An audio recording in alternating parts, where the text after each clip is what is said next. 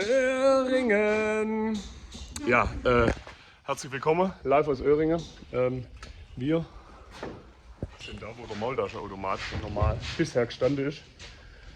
Leider müssen wir hier in Öhringen am Wollressenweg mit dem Automat umziehen. Der kommt jetzt nach Kappel, das zeigen wir euch,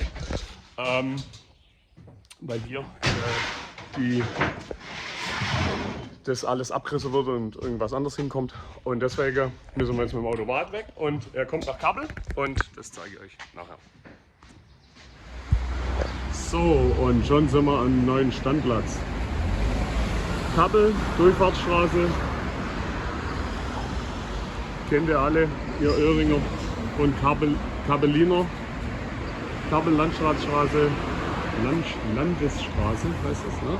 Hinter der Bushaltestelle. Da steht jetzt unser Maultaschenautomat.